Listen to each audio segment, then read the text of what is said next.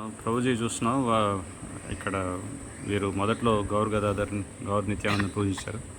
అదే వారసత్వంగా ఇక్కడ అర్చకులు ఉన్నారు, వారిని ఈరోజు కలిసాం. చక్కటి విషయాలు చెప్పారు. విద్యా అరణ్యపురి ఇక్కడ వేదాలు అనేవి సంరక్షించబడ్డాయి మత్స్యావతారంగా దశావతారాల్లో, అందుకే ఇది విద్యారణ్యపురి అని పేరు. ఇక్కడే తర్కశాస్త్రంలో ఉన్నటువంటి నిష్ణాతుడైనటువంటి సార్వభౌమ భట్టాచార్యుడు ఆయన ఇల్లు ఇక్కడ. ఆయన సోదరుడు ఇంకా బాయిక నామ్ క్యా మహర్షి విద్యా వాచస్పతి. సార్వభౌమ భట్టాచార్య యొక్క సోదరుడి పేరు విద్యా వాచస్పతి. ఆయన కూడా ఇక్కడే ఉండేవారు, ఇద్దరు అన్నదమ్ములు.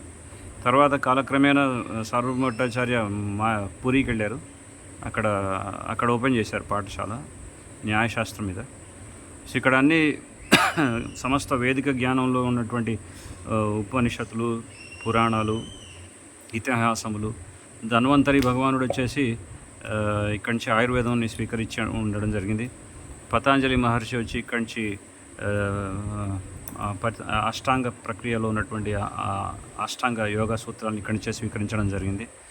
అలాగే వేదవ్యాసులు వారు ఈ భాగవతం, అలాగే వాల్మీకి మహర్షి కూడా నారద మహర్షి తన గురువుగారైన నారద మహర్షి నుంచి రామాయణం రచించమని ఇక్కడే స్ఫూర్తి పొందారు. సో ఇదంతా కూడా విద్యారణ్యం అంటే శాస్త్రాలకు నిలయం అని అర్థం అన్నమాట. సో చైతన్య మహాప్రభు బాల్యంలో ఇక్కడ రావడం జరిగింది. కానీ ఇక్కడ ఒక తర్కశాస్త్రం మాత్రం ఇక్కడ ఎక్కువగా ప్రాచుర్యం లేదు. అది అయోధ్యలో ఉన్నటువంటి మిథులాపురిలో తర్కశాస్త్రం గురించి ఎక్కువగా ప్రాచుర్యం ఉండేది.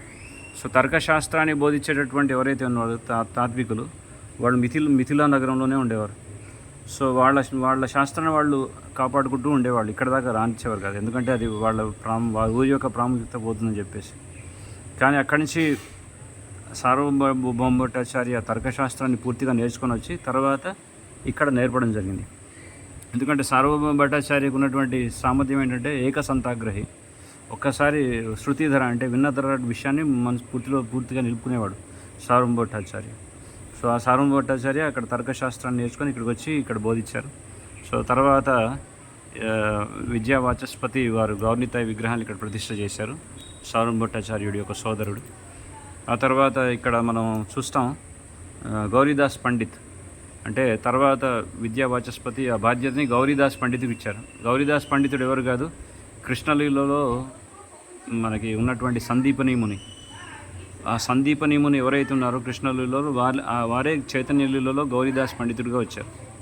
సో వారే వచ్చి ఇక్కడ ఈ పాఠశాలను ఓపెన్ చేశారు.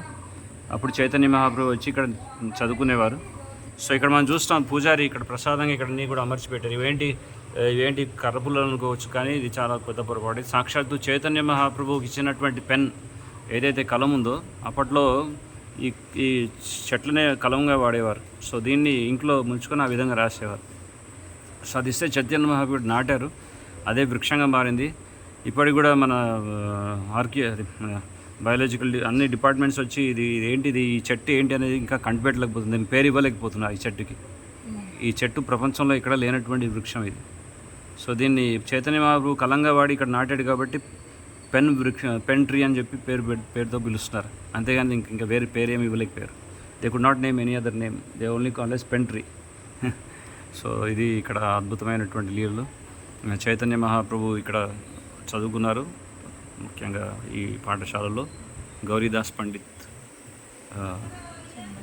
ధన్యవాద్ ప్రభుజీ. హరే కృష్ణ. Thank you. హరినామానదేన కీర్తన్య సదా Hari.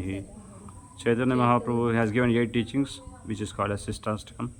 Seto Darpanamarjanam Pavamahadavakni Nirvapanam Shreyah Karirava Chandrika Vitaranam Vidyavadu Jeevanam Anandambudivarthanam Pratipadam Purnamrutasvadanam Sarvatmasnapanam Param Vijayate Sri Krishna Sankirtanam Namnamakari Bauddhanija Sarvashakti Tatrarpita Niyamita Smaranena Kala Etadrishi Tava Kripa Bhagavan Mamapi Durdaiva Miha Janina Nuraga Trinadapi Sunichena Taroriva Sahishnuna Amanina Manadena Kirtanya.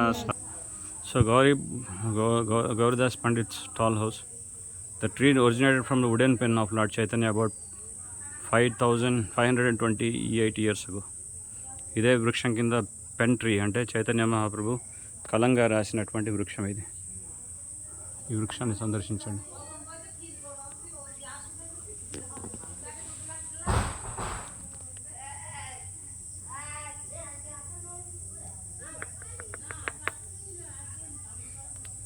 జయ జయ శ్రీ చైతన్య జయ నిత్యానంద జయ జయ pen tree Shri Chaitanya మహాప్రభుకి హరిబో.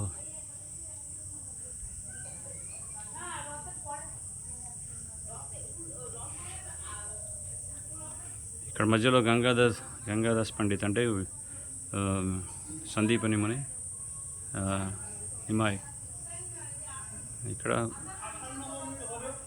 ఆ విధంగా వేద పాఠశాలలో ఇక్కడ చదువుకునేవారు.